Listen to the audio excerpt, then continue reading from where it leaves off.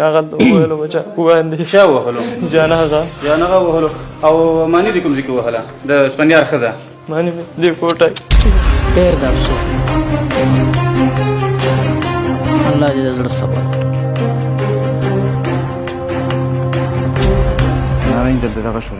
چېرته؟ دوستانو لکه څنګه چې تاسو خبر یاست په افغانستان په ننګرهار په پیښې باندې د هغې په هکله باندې مکمل راپور له تاسو سره پر دې سکرین شریک کوم چې په څومره بېدردي په بېرحمۍ سره کوچني ماشومان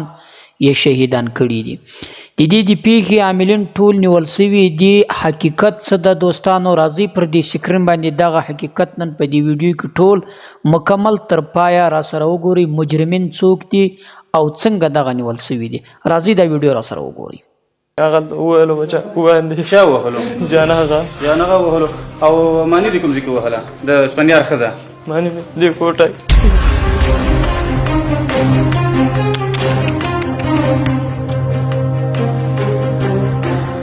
دا مکمل راپور تاسو وګورئ دوستانو.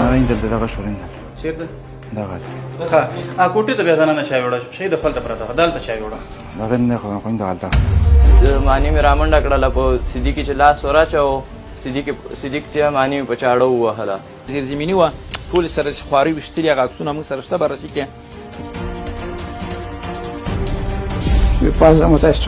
کوم ځای کې دلته په څه شي دې وهلو؟ دلته په چاقو دې وهلو بیا د لاندې بوتلو چې اوس تقریبا 15 نفره په دې پیښه کې نیول شوي د قومندانۍ پی همدغه ظالمان راغله د غلو په نیت راغله او غلا په نیت راغله او که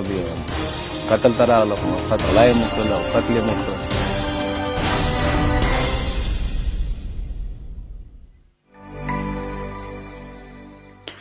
تاسو دا ویډیو تر پایه وګورئ. سرپرود ولسوالۍ د سلطانپور کلی دی چې څو ورځې وړاندې د یوې کورنۍ شپږ غړي چې ماشومان هم پکې شامل وه د یو شمېر غلو له لوري په ډېرې بېرحمۍ سره وژل کیږي. د دغه پیښې د څېړلو لپاره موږ هم د سرپرود ولسوالۍ د سلطانپور کلي ته ورغلي یو چې پیښه څه ډول رامنځته شوې. د واقعې ځای ته د امنیتي ځواکونو له لوري هغه وسیلوال راوستل شول چې څه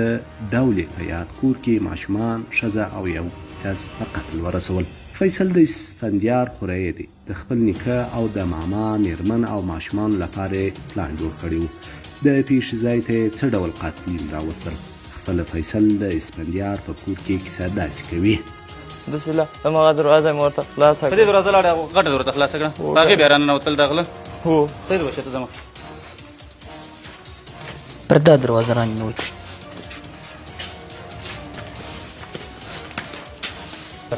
کوم تاکاوی کې بچه کې وته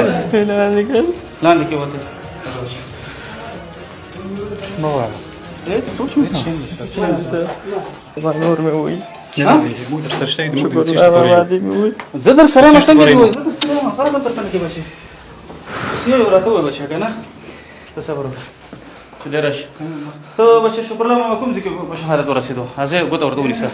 نیکه مې هغه وویلو بچه وباندې چا وهلو؟ جانغه وهلو. او مانی دې کوم ځای کې وهله؟ د سپندیار ښځه مانی مې دې کوټه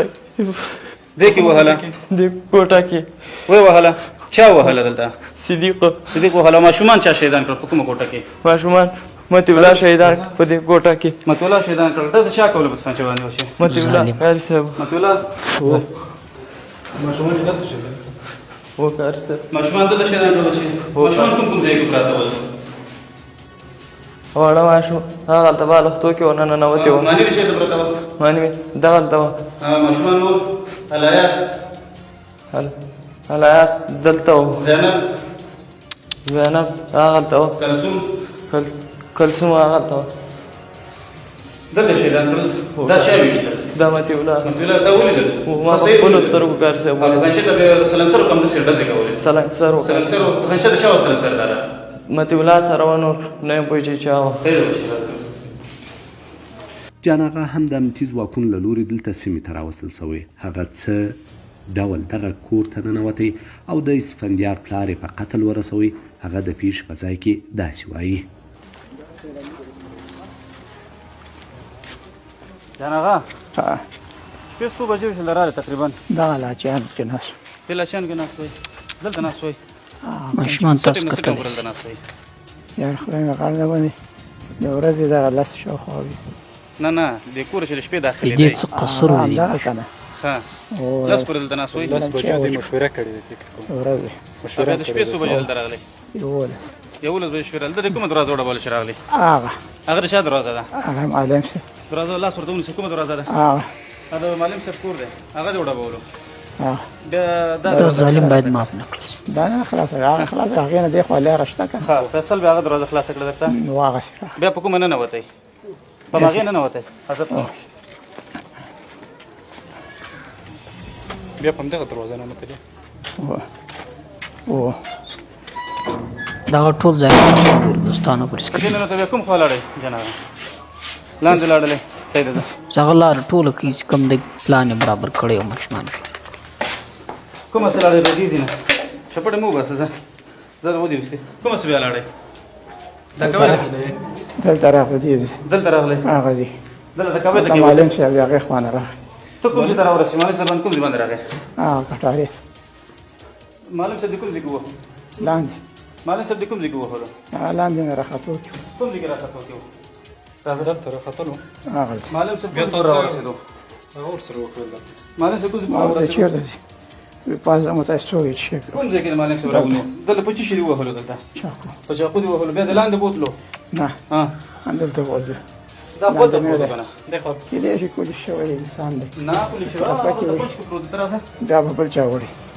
یو ځای له به غونډ کړي چې دا دی وهلو په چاقوګانو باندې کنه دا په ځای په ځای شو ها ولویدو نه اول ځای په ځای نه شو ها تر ډېره ژوندی و ها او موږ مرګ له نه ورغه چې دا به موږ مړ کړو بیا چې راکې وته لاندې د کوم عکس العمل وکړلو لاندې درې نفره ظالم به چړه ویل مرګ معلم صاحب پاس سملستو په دې شپه ورځ باران دی لوجه دلته لاندې راغی سملستو چې کله دروازه ټک ټک شوه دا شهزادي دی که خو ښکاري ټک ټک فیصل راغی دروازه یې خلاص دا دې ځای کې راختو کړو دې ځای کې هغې خوا نه موږ راغلو چې راغلو چېرته ځای څوک یې موږ دلته ماشین هلته خرڅوي نه چې بس مې دا نور څو هغه لاندې راکوز شو ما دا په لانجه شو ما ته لاس راواچو ما مخې ښکاره کړو چې مخې ښکاره کړو به وار پرې وکړو پټ مخ راغلی رسوایي جوړه شوه په دې زړه بوږنوونکې پیښه کې 15 کسان لاس درلودی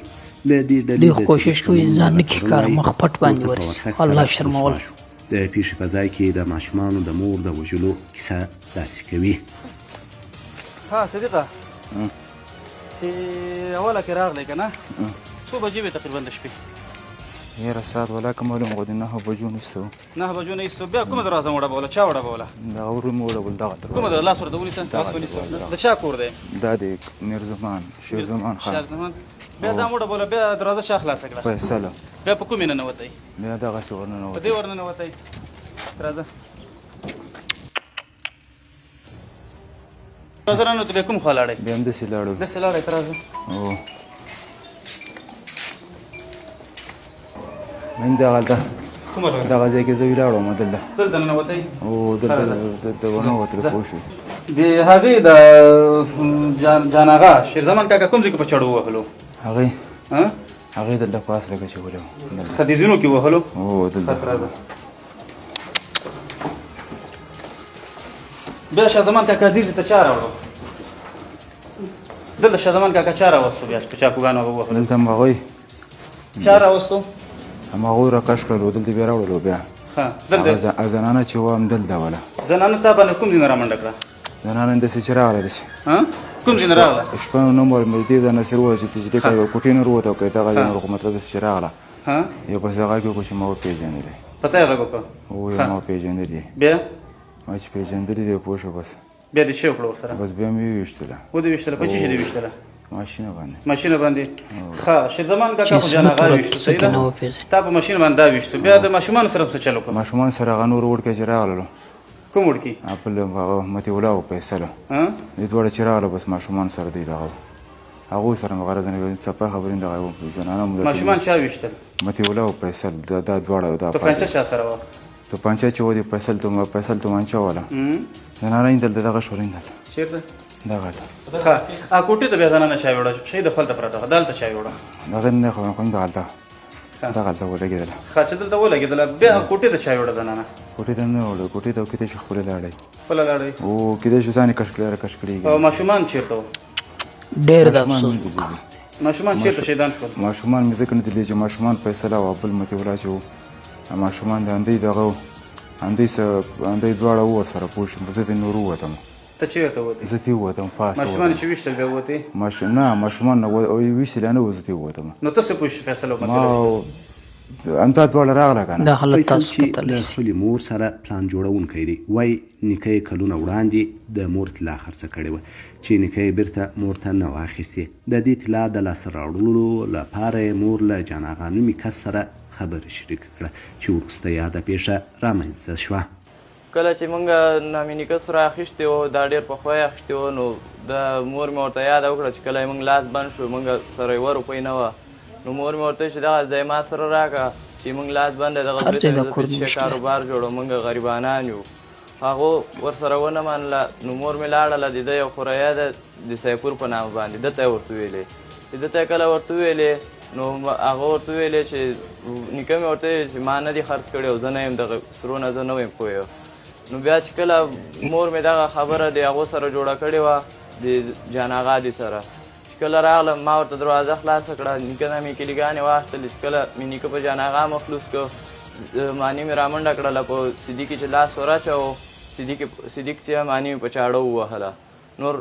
مطیع الله هم دانه تېره کړله بل هم دانه تېره کړه صدیق نور مطیع الله ډزې وکړلې نفران شهیدان کړله دغه قتل چې ده دا کاري صاحب دا معنی مې چې ده دا صدیق ووژله په چاړه یې ووهله بیا یې ویوړله حجرې ته او دغه نیکه مې چې دا جاناغا مړ کړی جاناغا هم په چاړه ووهه هغه یې وغورځوه نور هغه یې په ډز نه ده ویشته نور زه دې خوا ولاړم ما ورته عذر وزارې شروع چې خدای په خاطر داسې مه کوئ دغه روپۍ دومره نه دي نو په دې کې ایسته چې ده مطیع الله ډزې وکړلې ماشومان یې ټول په شهادت ورسولو دغه پېښه خو داسې وه چې یو څو ورځې مخکې په سرخود کې وشوه او د فیصل په نامه یو هلک او د پېښې نه څه موده مخکې راغلی و نملې ته هم راغلی و بیا سرخود کې هم ناست او دنې ده نیکه د مور طلا اخیستې و هغه یې نه ورکول په دې هم سره وران و او د خارج په تګ هم سره وران و بیا بلې معلومه خبر د خورې د هغې زوی بیا و دوی څوک نه بیول نو په دې تړاو دوی سره خلاف شو دغسې یو دوسیه او قضیه به ورته جوړه کړو او نفر به ورته پیدا کړو بس د طلا به هم روالو او قواعدې او پاسپورټونه به هم او د خارج د تګ نه به هم پاتې شي یو محمه چې و دلته و یو محمه خارج کې و د بچیو کار یې ټول خلاص کړی و بیا هماغه و چې 5 نفر و مونږ راغلو شپې ورته راغلو او ورغللو کله چې ورغلو دروازه هم ټک ټک کړه هغه راووتو د فیصل دروازه خلاصه کړه بس یې نیکه هم راغی او بس لانجې کشو بګیر فیصل دې طلای دې مونږ وه نور شیان یې تا سبا بس نو بیا نیکه د ما مخلص خو رسوایي شو جوړه شوه رسوایي نه پسې د مجرم خپله اعتراف کوي ما کار ټول ګډوډ شو هماغه ولې ټول دوی په پټ مخ کار کوي د رسوایي په خاطر تورن جاناغا وایي فیصل ورسره طلا او اسلحه منلې وه چې له غلا وروسته به یادو غلو ته ورکول کېږي او یوازې به فیصل خپل د مور طلا لاسته راوړي ساله یې منلې وه چې تومانچه ده او کلاشینکوف دی او پیسې چار څومره هم درکړي او طلا به زه والي ما د مور یې اخیستې طلا به زه والم چاړې هم وي دوستانو دا ویډیو تاسو وکتل که څنګه تاسو خبر یاست د ننګرهار په پیښه باندې پر سوشل میډیا باندې هم ډیر گردش کوي سیده کار سوی سی یقیني له انسانیت د شریعت بالکل خلاف کار کوچنی ماشومان په دومره بې دردي په بې رحمي سره د یو څو روپو په خاطر باندې شهیدان سوي دي یا مثلا د خپل کورنۍ مشکلاتو د حسد د کین د بغض په وجه باندې چې خارج ته پر تللو باندې ورسره ضد تړاو باندې په دې خاطر باندې شهیدان سوي خدا مکمل حقیقت تاسو ټولو پر سکرین باندې ولیدئ چې مثلا دغه مجرمینو خپله دا اقرار وکړي چې دا سرالو په دې خاطر باندې په دې وجه مې دا کوچني ماشومان شهیدان کړل او دغه نیکه د دې کس او د انا د سپین ږیرو د سپین سارې دا هم په دغه وجه شهیدان کړو. یعنې د دوی خو دا کوشش و دوی راغلي په پټ مخ باندې چې خپل کار وکړي او په پټ ولاړ سي، چاته د دوی پته معلومات ونه لګي او دوی په خپل کار کې کامیاب سي. خو د الله بیا داسې قدرت ته مثلا دوی داسې شرمولو چې دغه د دې کس نیکه مثلا د کس ته لاس ور واچوي او د ده هغه چهره چې دوی ماسک لګولی یا یې مول ولی یا یې مخ پټ کړی هغه ښکاره کړل سو، رسوا سو. نو چې رسوا سو نو د ده هم دا کوشش مثلا چې اوس به یې نو له مخه ټول باسي ځکه چې ویې پېژندلې. خو په دې دوران کې بیا هم له ده څخه هغه ثبوتونه پاته چې دی د شرمندګي سره مخ کړل سو. بس دی الله شرموي، الله چې څوک شرموي مثلا هغه به له داسې سانحې سره مخ کي لکه دا کس تاسو ولیدئ. نو اوس امارت اسلامي لره پکار ده چې دې خلکو ته داسې سزا ورکړي، داسې په منظر عام کې سزا ورکړي چې نور کسان ورڅخه سبق او عبرت واخلي، چې را روان وخت کې یو کس دې ته تیار هم نشي چې داسې جرم داسې سزا داسې جرم ته مخکې او داسې کار وکړي. دا خلک د معافي لایقت نه لري، دا خلک د معافېدو لایقت نه لري، دې ته باید داسې سخته سزا ورکول سي. د افغانستان د هر ولس د وګړي دا خواهش دی چې داسې کسان باید له دې هېواد څخه ورک کړل سي. داسې کسانو ته باید داسې سزا ورکول سي چې ټول افغانستان له دې څخه عبرت واخلي، بیا دا رقم جرم ونه کړي. نو دوستانو د دې ویډیو په هکله که تاسو هم کوم نظر لرئ هغه زموږ سره کمنټ کې شریک کړئ.